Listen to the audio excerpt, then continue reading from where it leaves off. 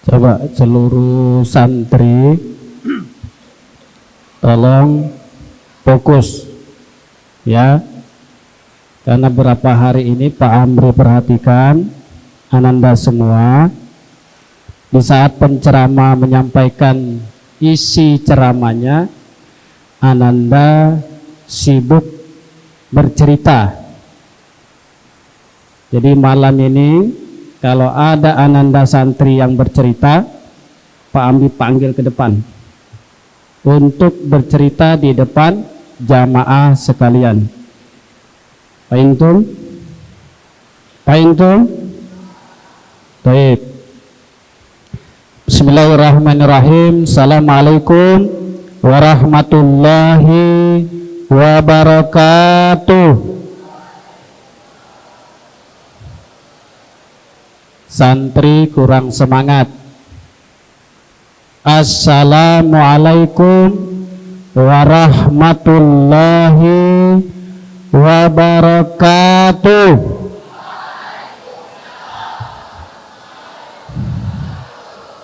Baik. Alhamdulillahilladzi amarana bil ittihadi wal ittizam. Asyhadu an la ilaha illallah wa asyhadu anna Muhammadar Rasulullah. Allahumma sholli ala Muhammad wa ala ali Muhammad. Qala Allah Ta'ala fi kitabil karim, a'udzu billahi minasyaitonir rajim. Ya ayyuhallazina amanu kutiba alaikumussyam kama kutiba alal ladzina min qablikum la'allakum tattaqun. Wa qala aidan inna akramakum indallahi atqakum. Wa qala aidan wa tawazzadu fa innahu khairuz zadi taqwa wattaquni ya ulil albab. Sadaqallahul azim. Taib Bapak Ibu jamaah salat Isya dan Tarawih yang insya Allah dirahmati oleh Allah Subhanahu wa Ta'ala. Kemudian Ananda santri yang Pak Amri cintai, sayangi karena Allah. Insya Allah antum semua akan menjadi pemimpin masa depan. Amin ya rabbal alamin. Sebelum Pak Amri menyampaikan materi ceramah, Pak Amri mau absen. Kelas 7, angkat tangan, hadir. Kelas 7.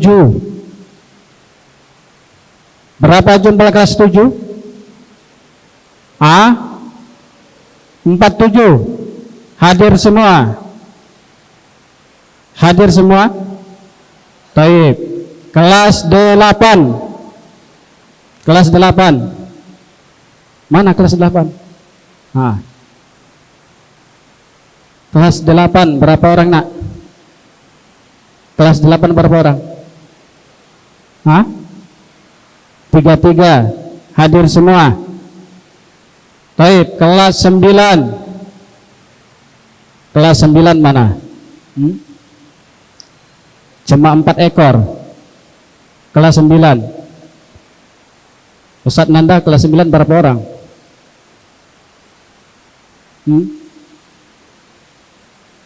Kelas 10. Kelas 10 cuma 3 ekor. Kelas 10 cuma 3 ekor. 1, 2, 3, 4, 5. Kelas 10 berapa Ustadz Idris? 10. Yang hadir 5. 5-nya kemana? Kemana 5-nya Ustadz Wahyu? Dicari dulu. Kelas 11. Kelas 11 GPH berapa orang? 27. Hadir semua? Baik. Bapak Ibu, pertama perlu kami sampaikan mungkin di antara jamaah atau bahkan santri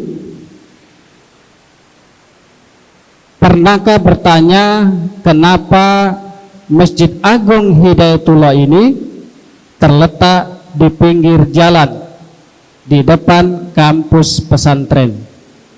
Pernah santri bertanya? Pernah? Tidak.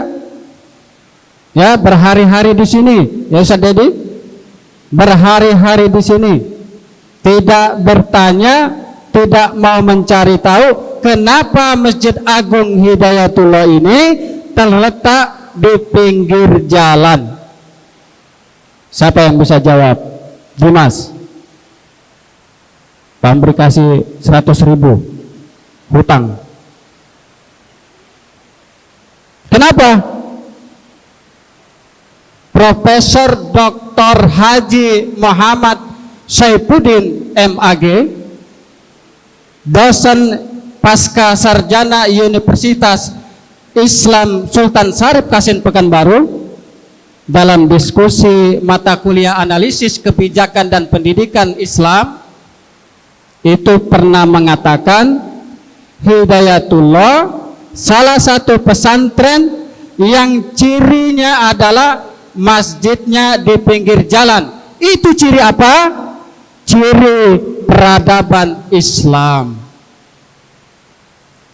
Jadi kenapa masjid ini posisinya di pinggir jalan, di depan pintu gerbang, di dekat dengan masyarakat yang lalu lintas, tidak di atas, tidak di belakang, tidak di pinggir? Karena ini indikator tanda lembaga pendidikan yang punya visi peradaban Islam. Jadi kampus kita ini, Ananda semua, coba perhatikan, yang bicara Pak Amri suruh ke depan, ya.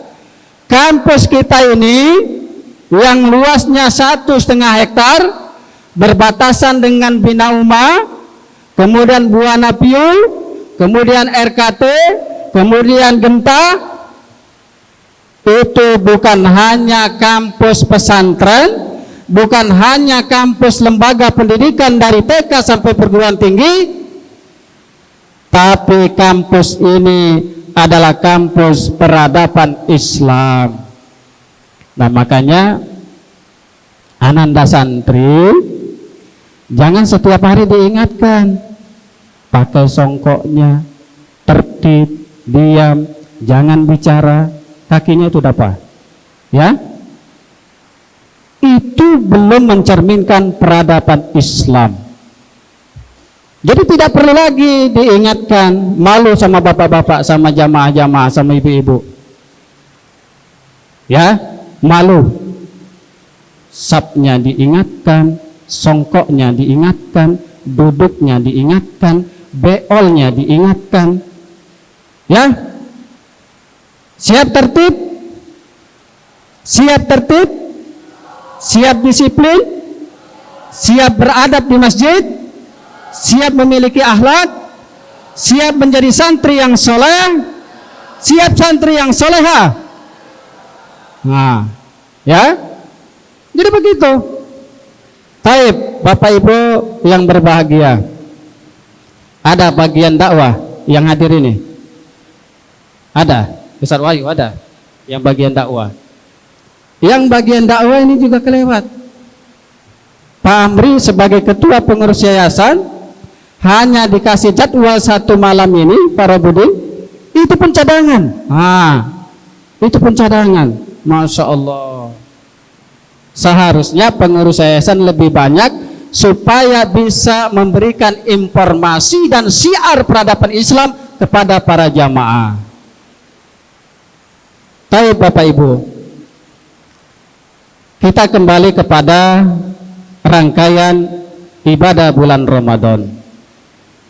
Kita sering mendengarkan ceramah para ustadz, para dai, yang sering populer itu surat Al-Baqarah 183.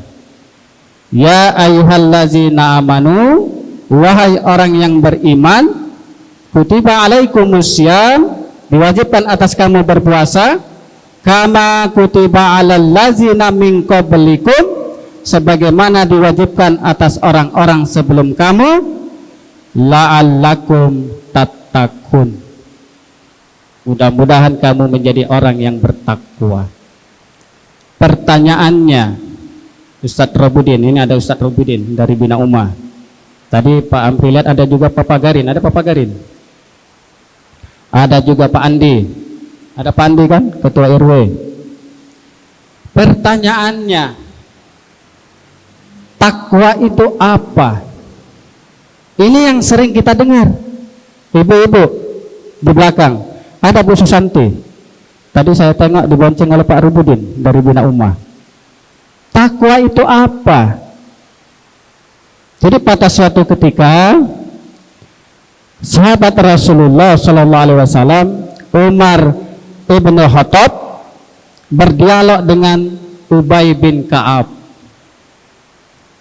Umar bertanya pada Ubay, wahai Ubay, apa hakikat takwa? Jadi Umar bertanya pada Pak santri. Umar bertanya pada Ubay. Siapa Ubay itu? Sahabat Rasulullah.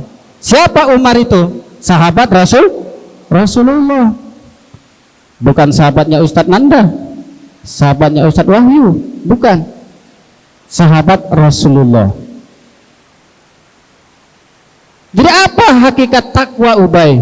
Kata Umar. Ubay yang ditanya oleh Umar balik bertanya, wahai Umar, pernahkah engkau berjalan di jalan yang penuh duri? Jadi Ubay ini ditanya oleh Umar, kemudian balik bertanya. Pernah, kata Umar. Terus apa yang kau lakukan, kata Ubay?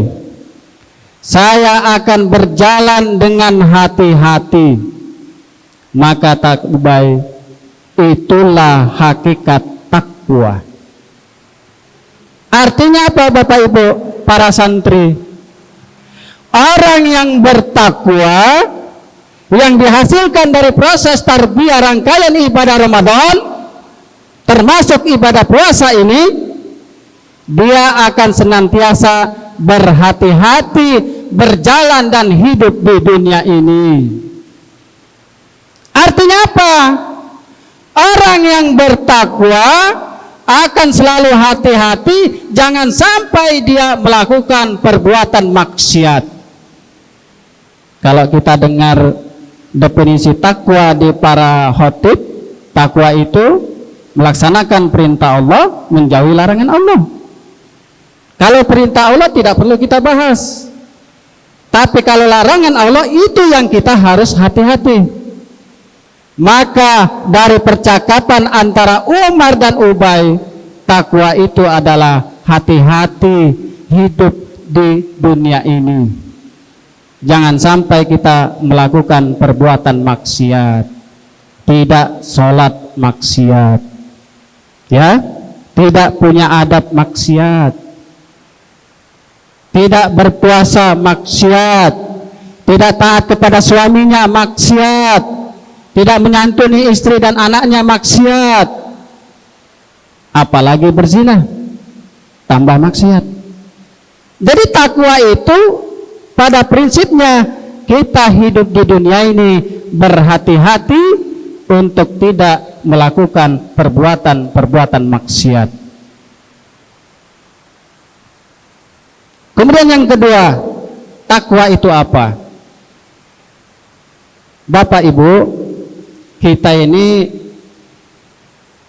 menemui Ramadan, bahkan menjalani rangkaian ibadah Ramadan itu bertahun-tahun. Ramadan tahun kemarin kita temui, alhamdulillah.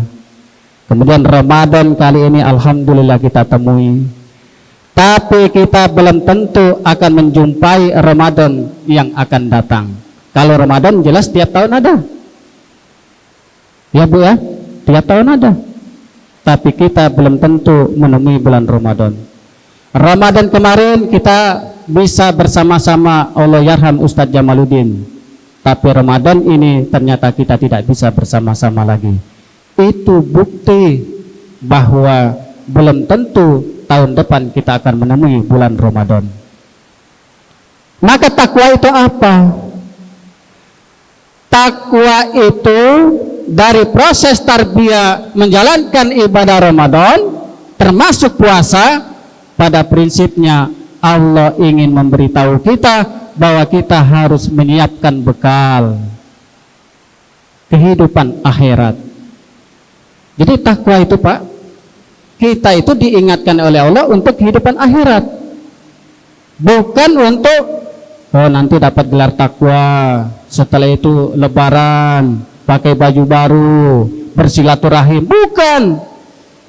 Takwa itu Allah ingin mengingatkan kita, menstressing kita, mewarning kita bahwa kamu itu akan pulang ke kampung akhirat.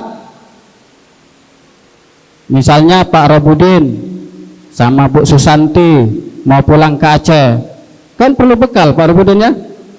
Ya Pak, perlu bekal, beli tiket PP, ini ada Garuda atau Batik Air, ada Bu Susanti kan?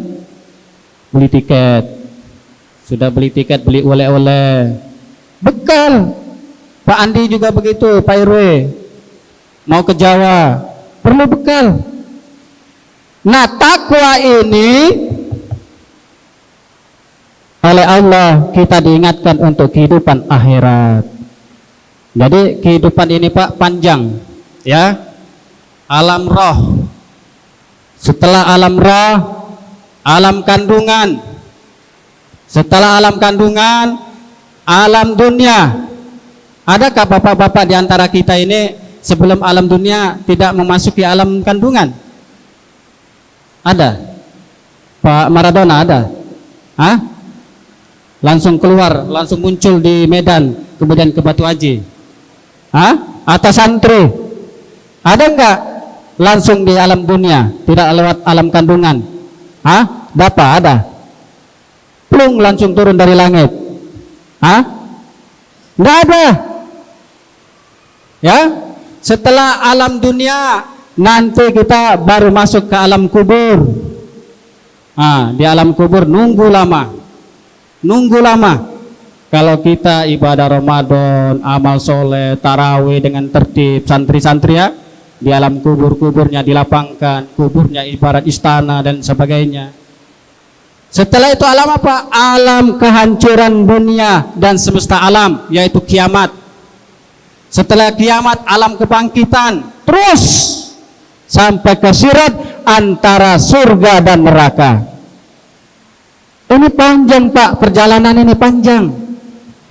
Makanya Allah dengan takwa ini Allah mengingatkan kita, siapkan bekal. Wa tawazzadu fa innahu khairuz zadi taqwa wattaquni ya ulil albab. Berbekallah kata Allah, dan sebaik-baik bekal adalah takwa. Jadi bekal kita ke akhirat nanti bukan tiket Garuda Pak Robudin, ya kan? Bukan motor Beat, ya Pak Irwe, bukan pesawat batik. Bekal kita nanti adalah takwa. Masuk alam kubur, alam kebangkitan, penghisapan sampai kepada sirat. Bekal yang terbaik adalah takwa. Itu hakikat takwa. Kemudian yang ketiga, ya Bu ya, Bu, Ibu yang berbisik-bisik, ya. Yang ketiga, takwa itu apa? Takwa itu selalu berbuat baik. Nah makanya Ananda, puasa itu secara lahir itu bisa diukur hasilnya, dampaknya. Misalnya kita menahan haus, menahan lapar dari subuh sampai maghrib. Dan secara zahir pun bisa nampak. Apa? Mampu mengendalikan diri. Jadi Pak Amri tidak mau lagi dengar-dengar santri, bahkan melihat santri diumumkan terus oleh GPH, tertib, songkoknya dipakai, jangan ribut, isi sop-sopnya, tidak perlu. Karena santri yang berpuasa, santri yang bertakwa, santri yang mampu mengendalikan dirinya, salah satunya mampu disiplin, membawa dirinya ke arah yang lebih baik, berbuat baik. Ya, begitu diumumkan setelah pada sholat maghrib, tidak ada lagi santri yang berlarian untuk mengambil makan malamnya, bukan malamnya, makan malamnya, tidak ada lagi. Ya, Pak Intun, tidak ada lagi berlarian untuk mengambil jatah makan malamnya. Kenapa? Karena sudah mampu mengendalikan diri, puasa dari subuh sampai maghrib, mampu mengendalikan diri. Coba itu yang cerita-cerita berdua sini berdua sini kamu berdua, ini ya kamu sini berdua, sini dua-duanya sini ke depan sini, ya dua-duanya sini. Nah, Pak Amri kasih kesempatan untuk bercerita, sini depan. Nah, situ. Nah, mau bercerita sama jamaah? Ya udah berdiri situ. Ya. Jadi mampu mengendalikan diri karena berpuasa. Jadi tidak ada lagi. Nah, ibu-ibu jangan ketawa ya, ini santri teladan ini. Nah, biar aja berdiri di sini. Ya. Itu. Kemudian yang ketiga, takwa itu apa? Tadi sudah Pak Amri sebut, berbuat baik. Wallahu yuhibbul muhsinin. Dalam surat Ali Imran ayat 134 disebutkan salah satu sifat dan karakter orang yang bertakwa, wallahu yuhibbul muhsinin. Nah, artinya apa?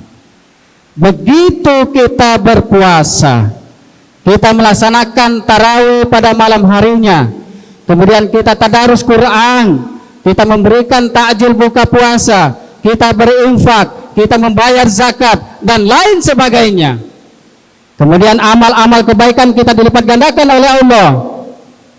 Maka predikat takwa ini harus kita pertahankan setelah selesainya bulan Ramadan. Bagaimana mempertahankannya? Nah, kembali ke Masjid Agung Hidayatullah. Bapak Ibu,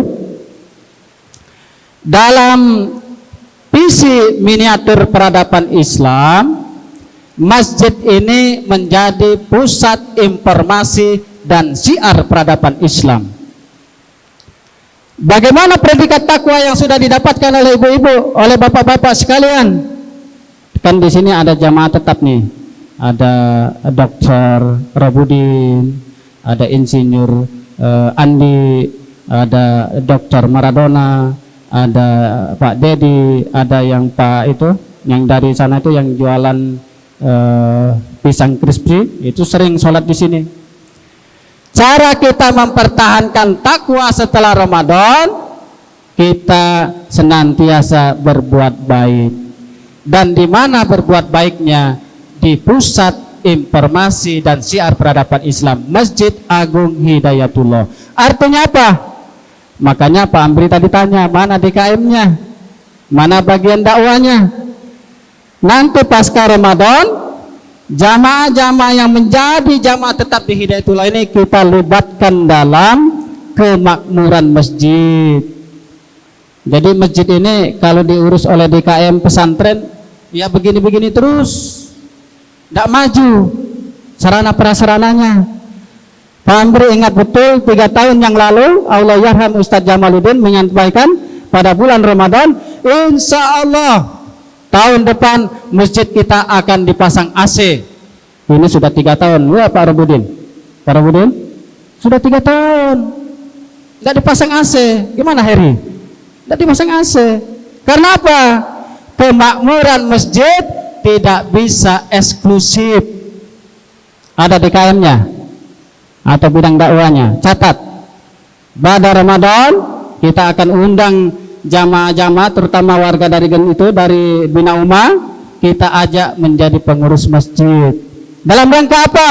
Memakmurkan masjid sebagai pusat informasi dan syiar peradaban Islam. Insya Allah nanti misalnya Pak Robudin menjadi ketua masjid, tidak lama pasang AC. Setuju tidak santri pasang AC? Setuju? Iya, nanti tidur ya, pasang AC, ibu-ibu pasang AC senang ya. Kita ini walaupun sudah banyak kipas-kipas, mana panitia Ramadan nih, tetap berkeringat Pak, Pak Robudin, tetap berkeringat. Kita pasang AC. Tengoklah Masjid Darussalam, kenapa megah, kenapa makmur? Karena melibatkan masyarakat, melibatkan umat. Tengok Masjid Aswada juga begitu, masjid-masjid di sekitar. Makanya dalam rangka mempertahankan eksistensi ketakwaan kita setelah bulan Ramadan, bapak-bapak kita akan ajak untuk memakmurkan masjid. Salah satunya menjadi pengurus Masjid Agung Hidayatullah Batam. Ya, jadi seperti itu. Baik, demikian teriring doa semoga Bapak Ibu, santri-santri semua dari tarbiyah Ramadan ini kita senantiasa dijadikan oleh Allah menjadi orang-orang yang bertakwa. La'allakum tattaqun. Alhaqum birabbika fala takunanna minal mumtarin. Mohon maaf. Assalamualaikum warahmatullahi wabarakatuh.